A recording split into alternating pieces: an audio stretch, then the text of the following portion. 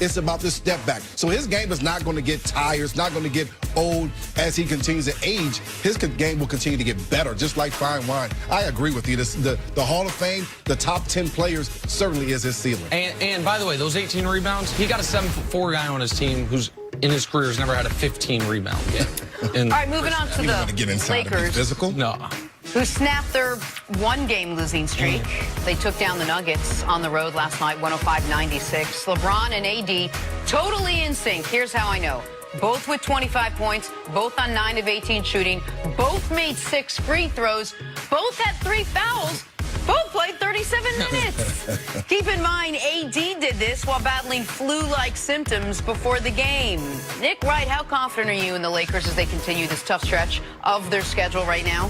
Well, I was incredibly confident before last night's game. But I was very interested in watching last night's game because the Lakers had clearly come out and said, this is an important one for us. Not just because they'd come off a loss, but because they heard what everyone's saying, that all of a sudden strength of schedule is not just a college football argument, but it's going to be an NBA argument. That all of a sudden, I'm very excited, and they are too, I'm sure, for the narrative after a decade it was, LeBron is feasting on the least of the East. Wait about 2 more weeks. And what you're going to start hearing is, I can already see the columns from our friend Chris Mannix on SI.com. You know, don't look now, but has the East overtaken the West as the more dominant kind? Is the West watered down this year? Because you've got to find a justification for LeBron going to L.A. and after a year ruined by injury, running roughshod over the conference. But the Lakers knew the importance of this game. Denver is the team that's second place in the West right now, Brian. And what they did was, after falling down 5-0, they led every other minute of the game except for a 19-second mini stretch in the third quarter. They essentially let it wire to wire. LeBron and AD were LeBron was good. AD was spectacular because even though, Jenna, to your point, that LeBron and AD had the same offensive lines, Anthony Davis's defense was out of this world. He made Nikola Jokic would have rather spent 60 minutes on a treadmill than do what he did last night against Anthony Davis. And it was a great, dominant win, even if the final margin wasn't dominant, because they were in total control throughout the entire basketball game. Now, they got a really tough back-to-back at Utah tonight, so we'll see if they can bring that same intensity. But this was a good check mark in the season for them. And we should add that not only did he have flu-like symptoms, AD had to have an IV in his arm at halftime just to have the energy to come back out and play in the second half. The dominant teams, the best teams in NBA history, have been able to turn it on and off whenever they want to. The Lakers still have that same ability. They have the ability to say, okay, with these next 12 minutes, we're going to play defense. We're going to just hustle on defense, get some fast break buckets. You talk about what the Lakers are doing. I love the fact that they are 3rd in the league in fast break buckets. They are getting down the floor, getting easy buckets for LeBron, AD. The other part that they're doing that I love is that they're 2nd in points in the paint. They're getting the ball down low. They're getting contributions from, of course, Anthony Davis, but also Dwight Howard. You're getting points down low. Dwight was excellent. Yeah, and that's what's going to continue to help them to grow.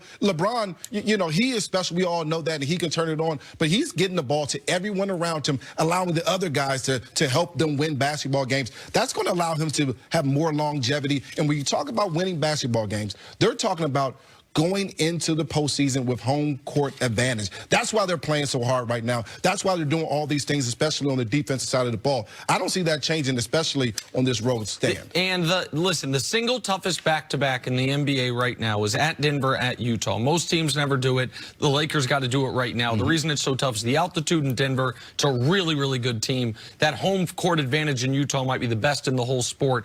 And so some would say Lakers-Clippers is the toughest back-to-back, but there's no travel involved in that. If it might be the 2 better teams, there's no travel. If the Lakers sweep this back-to-back, I don't want to hear another mumbling word about the schedule because we're a quarter of the way through the season. They got the best record in the NBA. I'll be very interested if they come out with the same level of intensity tonight, or if they look at it as we almost did like in a playoff series when you take the first game on the road, like we got the split, right.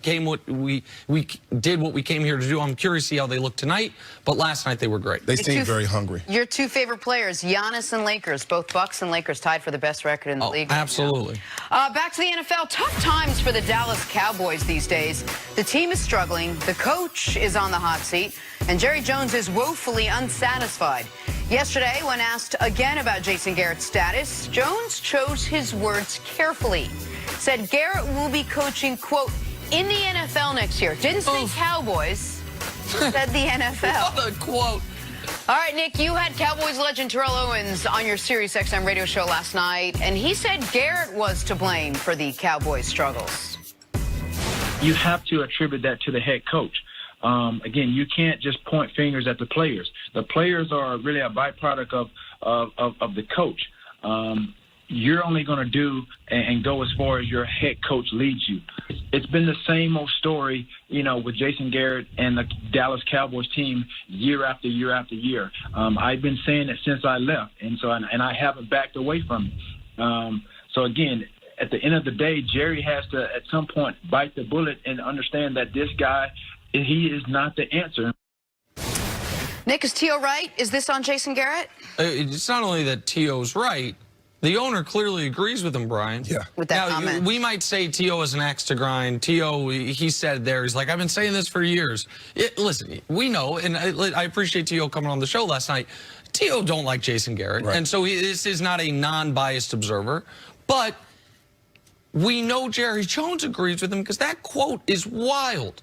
If somebody asks my boss at FS1, what if my contract's expiring? What's Nick Wright's future look like? And he says, I'm sure he'll be on TV somewhere next year. Man, I am preparing my metaphorical resume. And here's the reason, Brian, that Jerry and T.O. and everyone has to blame the coach. It's really hard to blame the roster.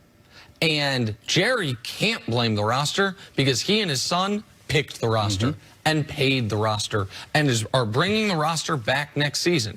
So if you're going to bring back definition of insanity, doing the same thing again and again, expecting different results, if you're going to have the same human beings involved from a player standpoint, the only way to expect different results is to get different coaches involved from a coaching standpoint. So yeah, T.O.'s right that the lion's share of this falls on Jason Garrett's shoulders because you can't blame Dak. He's having the best year of his career the last couple weeks notwithstanding, and the rest of the roster is pretty damn good. When you think about coaching, so there's a lot of different ways to coach. You're talking about the players coach. The guys are just so nice to the players kind of run over them just a little bit. The other side to that is a disciplinarian. You're talking about Tom Coughlin, a guy that's saying be there 15 minutes early or you're late. And so I don't know that Jason Garrett is certainly not a disciplinarian. He's more closer to the players coach that guys can count on. It seems right now the people in Dallas, the players in Dallas, they need more of a disciplinarian. A guy that's going to kick him in the butt and say, listen, this is the way we're going to do things, Ron Rivera. This is the way we're going to do things, and we're going to do it this way. If you're not marching to that beat, then at that point you're out. And so if you're talking about Jason Garrett, things get stale. The messages get stale. I remember when Andy Reid was in Philadelphia, as good of a coach as he is now in Kansas City, there was a point in Philadelphia where the message got stale for the players, even though he is a great coach. He went to Kansas City, turned that thing around. The message in Dallas certainly has got stale. I got a problem with Jerry Jones, though. This team is still in the playoff hunt. This team still has an opportunity to win that division. And last week you said, I'm going on TV and I'm blaming the coach for the miscues on the special teams. It was obvious the coach should have told him, scoot up some and, try to catch the football, all those things. That's obvious. But when your team still has the ability to make the playoffs, you don't go on TV and say, we're going to blame the coach and all these different things. You don't go on the TV and say, well, he's going to be coaching in the NFL somewhere, because now the players in the locker room hear that and they're like, well, listen, we're not going to listen to this guy anymore. And they're already not listening to him. And so that's a point as the owner. You have to say, I need to step back. Maybe I don't need to say anything. That's a big question when you talk about Ron Rivera and other coaches going there. Do you want to deal with Jerry Jones? Jenna, he turned the head coach into a substitute teacher. 100%. Right. Like, when you say that, I mean, nobody can... There is no way around that quote from Jason, which is why, from Jerry about Jason, pardon me.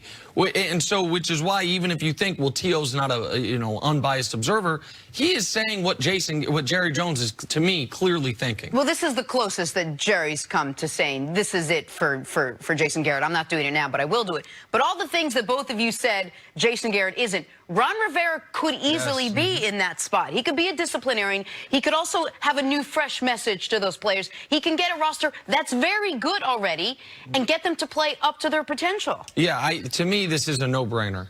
And Coaches as good as Ron Rivera don't often come available. I think Ron Rivera is better than Mike McCarthy. I know Mike McCarthy won a Super Bowl. I think Ron Rivera has done more with less in Carolina than Mike McCarthy, who did a little less with more, having Aaron Rodgers that whole time in Green Bay. And it's the exact type of coach you need. And I don't think the Cowboys, I don't think it'd be in their interest to take a big swing on a first-time NFL head coach. Even if that swing is Lincoln Riley, who's going to have a bunch of teams offering him $8+ million a year maybe to leave Oklahoma.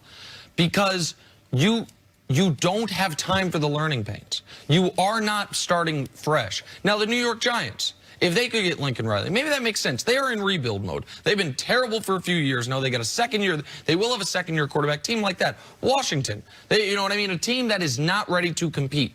The Cowboys are ready to compete for a championship.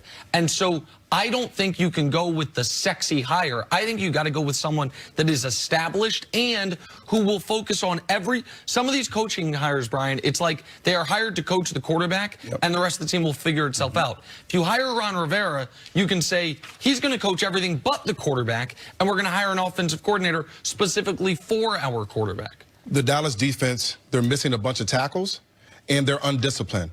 Who better than an old-time linebacker, played with the Chicago Bears, to lead that defense, which you mentioned. He has pedigree. He also has accountability. He can build a culture in that locker room that they sorely need, and some discipline.